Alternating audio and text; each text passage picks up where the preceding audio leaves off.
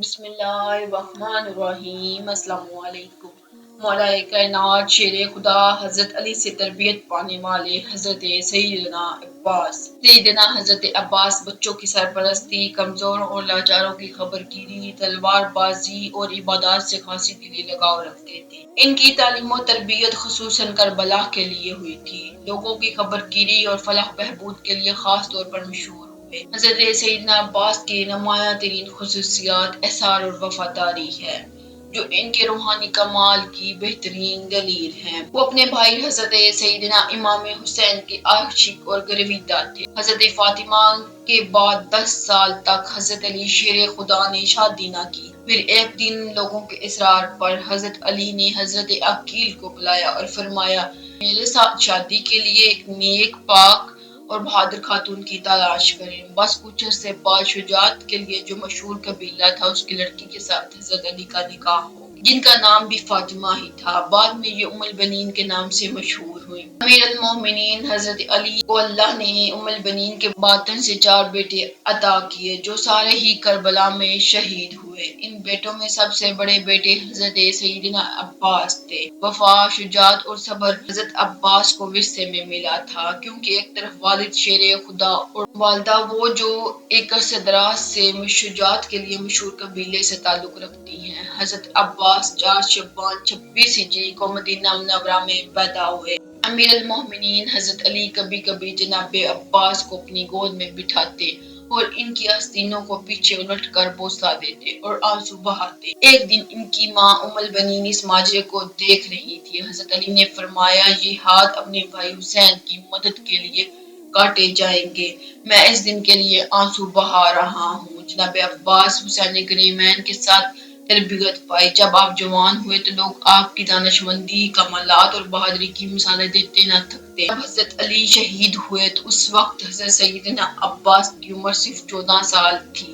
اس عظیم صدمے کو برداشت کیا اور جنازے کو راتوں رات دفنا دیا۔ بس اس دن حضرت عباس کے امتحانات شروع ہوئے، جو انہوں نے سب ہمت اور صبر سے برداشت کیے۔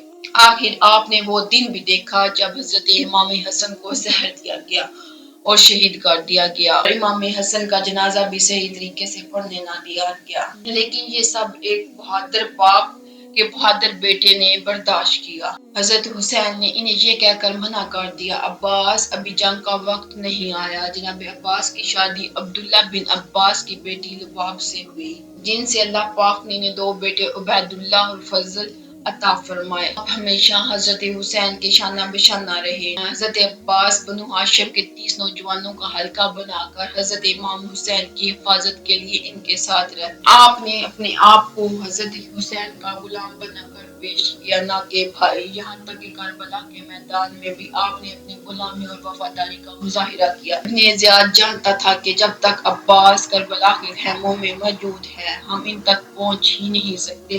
اس لیے اس نے ایک چال چلی کہ شمر ملعون کو 4000 سپاہی دے کر حضرت عباس کے پاس بھیجا۔ شمر نے حضرت عباس کو کہا کہ میں ابن زیاد سے تمہارے لیے اور تمہارے بھائیوں کے لیے ایمان نامہ لکھوا لایا ہوں، یہ تم لو اور یہاں سے چلے جاؤ۔ بس یہ سنتے ہی حضرت عباس کا چہرہ مبارک سرخ ہو گیا۔ آپ نے ایمان نامہ پھاڑا اور اس کے 2 ٹکڑے کر دیے اور فرمایا کہ ہمت ہے تو مجھ سے مقابلہ کرو۔ تم لوگ چاہتے ہو کہ میں نواسۂ رسول سے غداری کروں؟ چنانچہ شمر اور ابن زیاد اپنے مقصد میں کامیاب نہ ہو سکے۔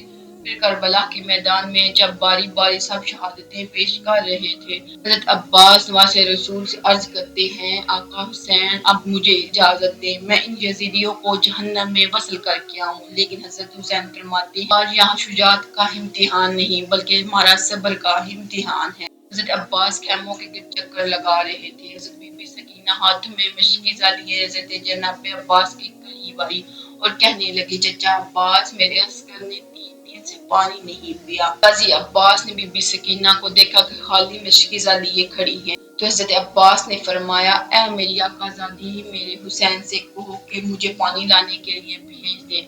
بس بی بی سکینہ حضرت عباس کو لے کر امام حسین کے پاس آتی ہیں اور فرماتی ہیں، اے بابا، چچا کو اجازت دیں کہ وہ نہر سے پانی لے آئیں۔ حضرت حسین نے غازی عباس کے چہرے کو دیکھا اور ایک آہ بھری اور فرمایا، سکینہ، عباس جاؤ، میری زینب بہن سے اجازت لو، اگر میری بہن تمہیں اجازت دیتی ہے تو تم چلے جانا۔ حضرت عباس اور معصوم بی بی سکینہ حضرت زینب کے خیمے کے قریب آتے ہیں۔ جب بی بی زینب حضرت سکینہ کی معصومیت کو دیکھتی ہیں تو یہ کہہ کر حضرت عباس نہر سے پانی لانے کی اجازت دے دیتی ہیں۔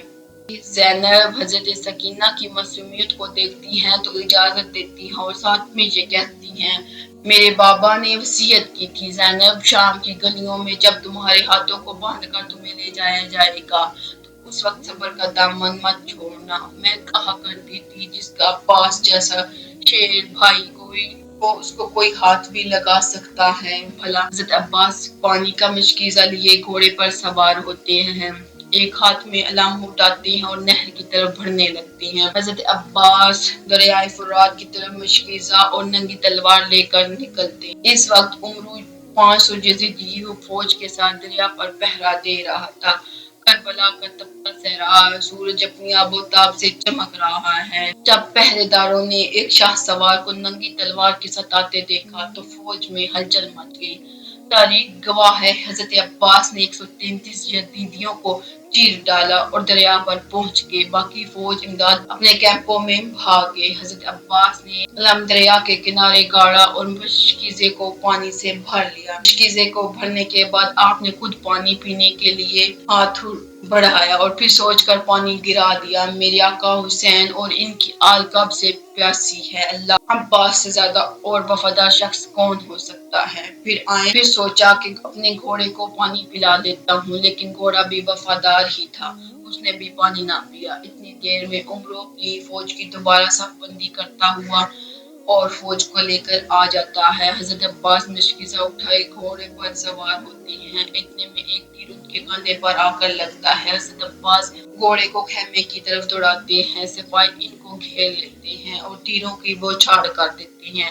عمرو آواز لگا کر کہتا ہے کہ یہ پانی خیموں تک نہ پہنچنے پائے، اگر ان کو پانی مل گیا تو ہماری خیر نہیں۔ اتنے میں ایک بدبخت نے چھپ کر تلوار کا ایک وار کیا۔